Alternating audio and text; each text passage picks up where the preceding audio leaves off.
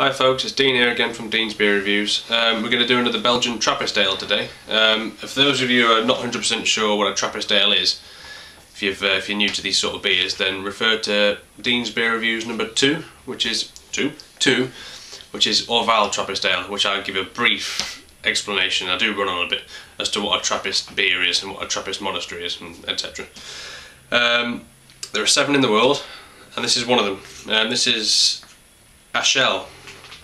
That's pronounced right, Achel, Trappist. And you know that it's an official Trappist product, as I've mentioned in the other one.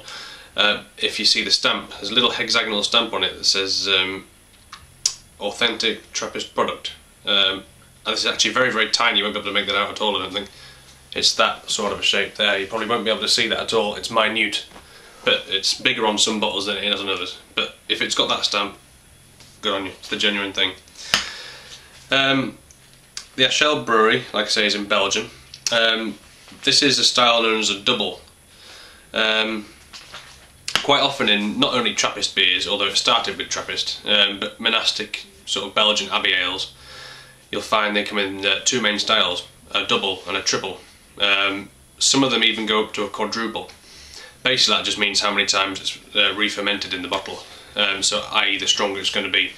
So a double, you're looking at maybe between 6.5% and 8% alcohol. A triple, you're looking at between 8 and 9.5, 9.7 maybe. And then a quadruple, anything from as low as 9 up to about 11.5.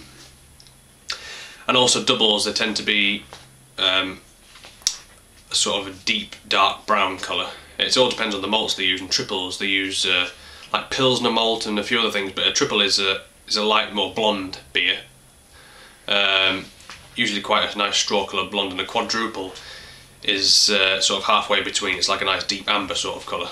But this is a double, this Achel. Now I've had the triple before, the blonde, and it's exactly the same strength. And the triple was very, very nice. And I've just noticed on the front actually, there's that stamp again. I've pointed to the back where there's the teeny version, but there's a big one at the front there. Authentic Trappist product. There you go.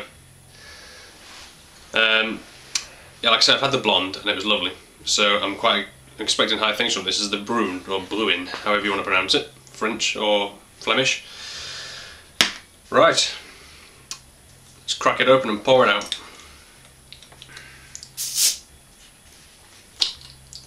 Oh, there's loads of smoke coming straight out of that bottle. I don't know if you can see that. You probably won't be able to, but I'll give it a shot anyway. Mist. Maybe not, I don't know.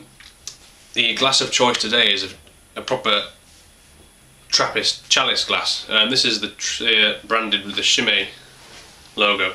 Chimay, we're going to do a Chimay sometime in the series, but they're probably the most popular Trappist beer in the world, Chimay.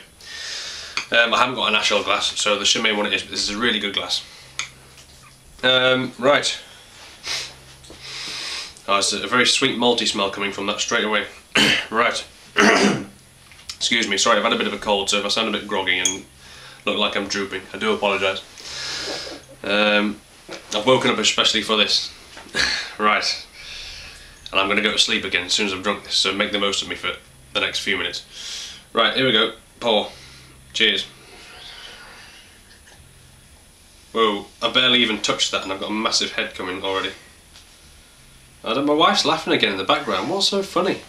Nothing. Nothing. Right, there we go. Look. Let that settle. Again, these are going to have sediment in the bottom as well because they're re-fermented in the bottle. So be careful on the pouring side of things. Best to leave it out. Although some of them, you know, but these darker ones, it's best to leave it out. Now there's a ton of massive bubbles. The first thing you notice, actually, before the colour of the beer, if you can see that there, it's quite a. It's not a very solid head. It's quite a lot of airy big bubbles. It's a nice froth on top though. It's quite loose looking. It's not sticking to the glass a lot. It's swirling around as I move the glass. I'm going to try and top the rest of it up without it going everywhere. Right, I'll leave that in the bottle now. That's good. Look at that, big head. There's a ton of carbonation coming from the side, and if you just look, you can see like a reddy hue. It's a very dark brown, but there's a reddy hue at the bottom, around the edge of the glass, and there's a ton of bubbles coming up from the middle. It's almost like champagne. to form that nice big head. And look how that's peaked on the top. So it looks really, really good. Hold it up to the light and it's, yeah, you can see a hell of a lot more bubbles. That looks really nice. Let's have a smell.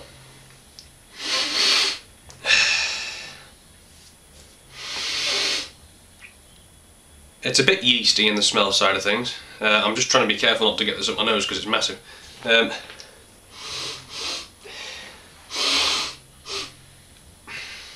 It's almost like a spirity liqueur-y sort of, not brandy, but I don't quite put my can't quite put my finger on it, but that's sort of a smell. Like a raisiny sort of alcoholic smell. So it smells really nice actually. It's not really that strong, but there's a bit of hoppiness as well in the end of the smell. That's the last thing you get. Right, cheers folks, I'm going to give it a taste.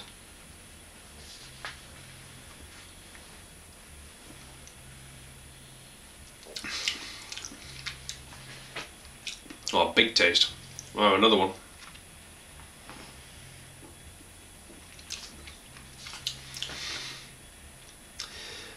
The first thing you get straight away around the mouth is a bitterness.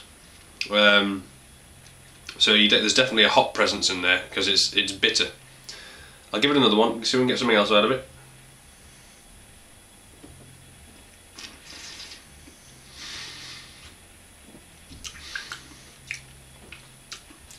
Oh, it's a roasted deep dark taste, which is surprising because these doubles style Trappist ales tend to be quite sweet. I'm not getting a whole lot of sweetness out of this. It's 8% alcohol, so you're getting the warming feeling of it straight away. It's a very, very rich sort of coppery taste. That's the most dominant thing at the minute. Perhaps it's a bit too cold, I don't know. It feels okay, but I'll give it another shot.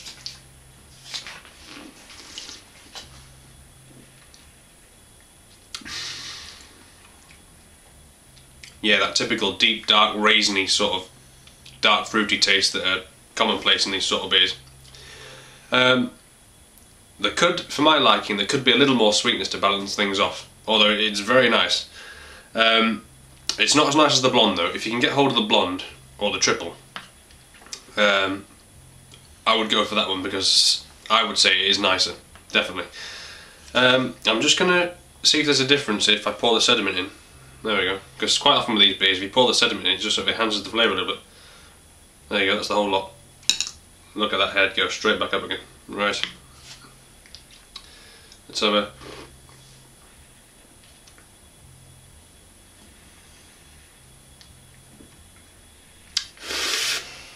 Got milk. Bit of a tash going on there. Yeah, more of the same. It's a little bit smoother now. It's not as harsh around the mouth, but it's a deep, dark, I have to say, a fairly generic tasting beer. It's not rubbish by any means. It's not a crap beer. It's just got a typical deep, dark, rounded sort of taste to it. Yeah, so it's like I say, it's as with all these beers. If you go to the right websites or you live in Belgium, even better, they're fairly easy to pick up. Yeah, Achel Bruin. Deep and dark. For the strength, it's masked well, the actual strength, but you do get a bit of a warmingness. You'll find with these sort of beers the strength is masked, and quite often the stronger they go, the more it's masked. But no, this is just an average sort of dark Trappist ale. So yeah, cheers folks, enjoy.